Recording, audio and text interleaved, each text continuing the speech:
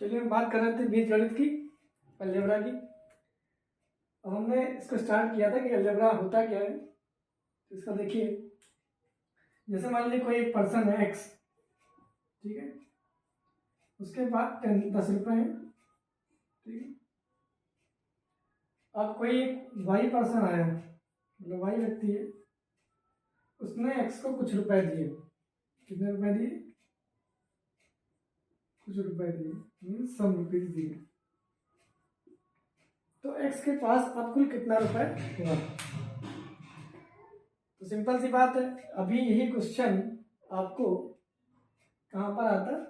Arithmetic में आता। तो आप इसको कर लेते हैं। कैसे कर लेते हैं आप देखिए, कंपेरिजन शुरू होते हैं। एक्स के पास 10 रुपए हैं, ठीक है। वाई ने इस वाले सेंटेंस में कहा था कि कुछ रुपए दिए, ठीक। अब क्या कह रहा है? वाई ने एक्स को 5 रुपए दिए। कितने रुपए दिए? 5 रुपए दिए। तो अब एक्स के पास कुल कितने रुपए हैं? तो इसके लिए आप क्या करेंगे? जब आपको कुल पैसे निकालना है एक्स के पास, तो आप सिंपल पता ही आपको 10 + 5 कर देंगे, ये आ जाएगा 15 रुपये आ जाएगा। ये तो करेंगे आप। मतलब जब तक कोई भी बच्चा होगा तो कुछ नहीं आता होगा, तब भी वो कर लेगा कि 10 रुपये एक्स के पास थे, वाई ने 5 रुपये दिए, तो एक्स के पास कितने रुपए हो गए? 10 + 5 15 रुपये हो गए। अब इसी चीज को अलजेब्रा में कैसे समझेंगे? देखिए, एक्स के पास 10 रुपये थे, वाई ने कुछ रुपए एक्स को दिए, तो एक्स के पास अब कितने रुपए होंगे? अब यहाँ क्या होगा? यहाँ पर एक्स को कितने रुपए दिए? 10 + कुछ, ठीक है, ये तो होगा। अब यहाँ पर एक टर्म आया कुछ या सम, ठीक है। इसी टर्म को यहाँ पर क्या हुआ? अलजेब्रा में जो शुरू हुआ उसको मैंने बोला वेरिएबल। क्या बोला? ये जो सम हुआ, कुछ हुआ, यही आपका क्या है? वेरिएबल है। अब इसी वेरिएबल पे पूरी पूरी बीजगणित आधारित है। अब ये वेरिएबल क्या होता है? जैसे इसका नाम है वेरिएबल, मतलब कि क्या हुआ? अचर। सॉरी, वेरिएबल मतलब क्या हुआ? चर, जिसकी वैल्यू बदलती रहेगी। वेरिएबल मतलब जिसकी वैल्यू क्या होगी? चेंज होती रहेगी और ये कांस्टेंट नहीं रहेगी। जैसे इस सवाल में कुछ की वैल्यू कुछ और है, अभी कुछ और में कह देता कि जैसे मान लीजिए कि एक क्या कहते हैं वर्ग है, उसका अभी क्षेत्रफल 25 सेंटीमीटर स्क्वायर है और कुछ वर्ग जोड़ने पर उसका क्षेत्रफल 75 सेंटीमीटर स्क्वायर हो गया, तो वहां पर कुछ की वैल्यू क्या होगी? दूसरी हो जाएगी। तो इसकी वैल्यू बार बार क्या हो रही? चेंज हो रही। वेरिएबल जो होता है, इसका मतलब ये वेरिएबल मतलब वेरी करना। जो चीज लगातार वेरी करेगी उसे वेरिएबल कहेंगे। इसका मतलब इसकी वैल्यू कहीं पर भी फिक्स नहीं रहेगी, हर क्वेश्चन में डिफरेंट वैल्यू आती रहेगी। अब होता क्या है देखिए,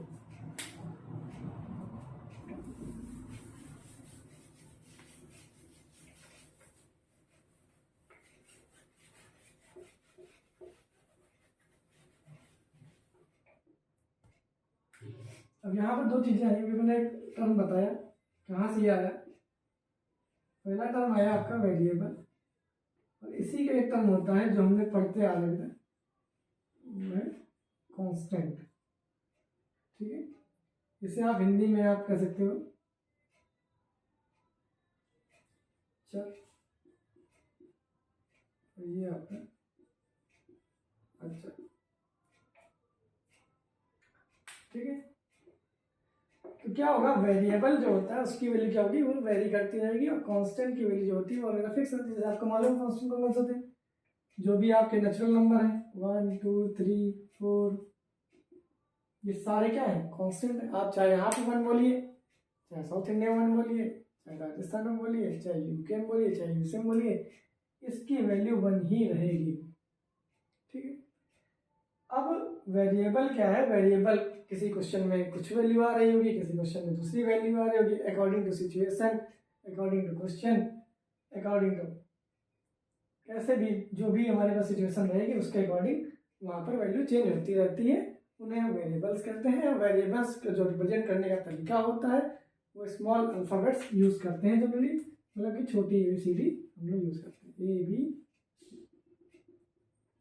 XYZ, कोई भी अक्षर यूज़ कर सकते हैं, स्मॉल ही ज़्यादातर करते हैं, कैपिटल भी कर सकते हैं, कोई दिक्कत नहीं। और alpha, beta, gamma, delta etcetera, मतलब कोई भी सिंबल हम यूज़ कर सकते हैं वेरिएबल को रिप्रेजेंट करने के लिए, ठीक है। अब वहाँ पर जो क्वेश्चन आया था उस पर वापस आते हैं। वहाँ पर क्वेश्चन था कि एक व्यक्ति X था, उसके पास 10 रुपये थे, ठीक। फिर एक व्यक्ति Y ने X को कुछ रुपए दिए। अब वहाँ पर जो मैंने कुछ लिया है उसको मैं कुछ मान लेता हूँ, यहाँ पर A मान लेता हूँ। क्या मान लेता हूँ? A रुपए दिए। कितने रुपए दिए? A रुपए दिए। अब जो होगा वो X के पास कितना रुपया हो जाएगा? अब जो पैसा होगा वो 10 में A हम जोड़ देंगे, तो 10 + A रुपीज़ उसके पास हो जाएगा। अब आपको ये समझना है इसको इसमें मैंने क्यों जोड़ा, क्यों? क्योंकि मैंने अभी आपको बताया था कि इससे पहले तुलना करके कि जो X 10 रुपये था, Y 5 रुपये दिए, तो टोटल X के पास कितने हो गए? 10 + 5 15 रुपये हो गए।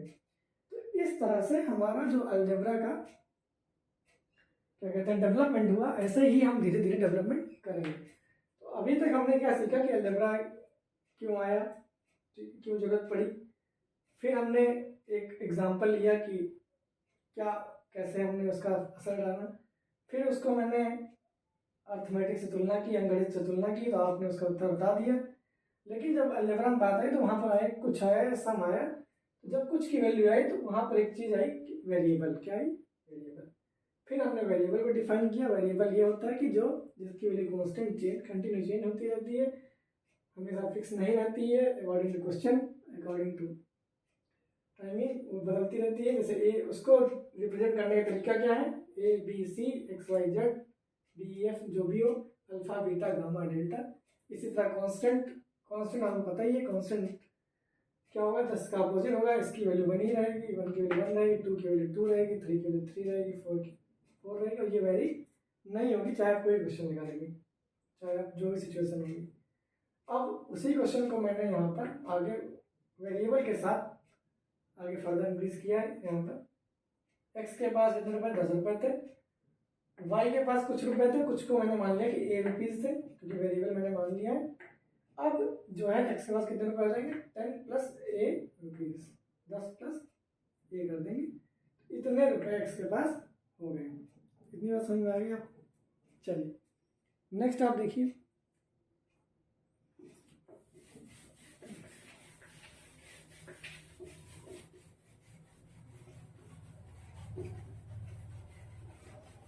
एक दूसरे तरीके से तो समझते हैं कम से कम कि अलजेब्रा की जरूरत क्यों पड़ी।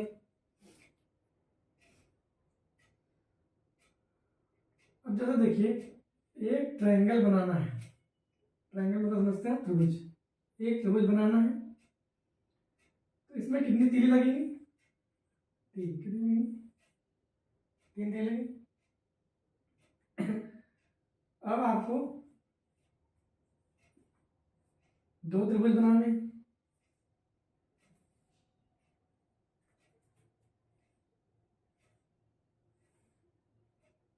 ठीक। 3 तीली यहाँ, 3 तीली यहाँ, कितनी तीली हो जाएंगी? 6 तीली हो जाएंगी। सिमिलरली अगर आपको 3 त्रिभुज बनाने होते हैं तो आप खुद ही बताइए कितनी तीली हो जाएंगी? 3 3 3 मतलब 3 + 3 + 3, 9 तीली आपकी लगती है। एक त्रिभुज बनाने में आपकी 3 तीली लगती है, 2 त्रिभुज बनाने में आपको 6 तीली लगती है, 3 त्रिभुज बनाने में आपको 9 तीली लगती है। अब अगर यही सवाल आता है कि आपके पास n त्रिभुज है, कितने त्रिभुज है? n त्रिभुज है,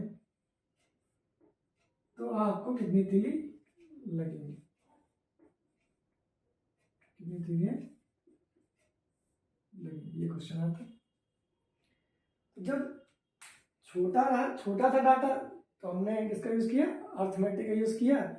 और जब ऐसी चीज़ आ गई कि हम उसको क्या कहते हैं, एक फॉर्मूला बनाना चाहते हैं कि हाँ कोई भी त्रिभुज आए, कितने भी त्रिभुज आए, 1 2 3 4 एक्स्ट्रा कुछ भी आया 10-15 हज़ार, तो हमने क्या मान लिया, n त्रिभुज पूछ लिया, n त्रिभुज में कितनी तीलियाँ लगेंगी।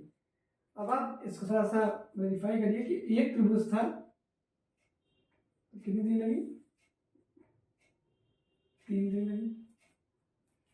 2 त्रिभुज था तो x 6 को मतलब क्या हुआ, 3 × 2 हो गया। 3 त्रिभुज था तो कितनी लगी, 3 × 3।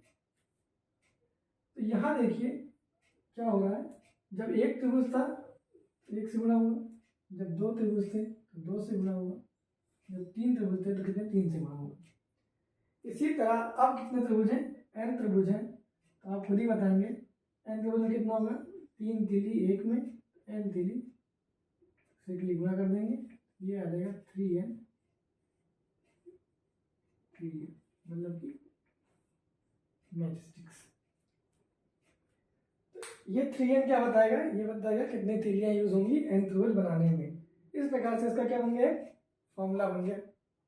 इस क्वेश्चन के क्या बन गया, फॉर्मूला बन गया। अब यहाँ n की वैल्यू आप रखिए, आप 10 रखेंगे, 10 त्रिभुज में कितनी तीली लगेंगी, 10 × 3 30 तीली लगेंगी।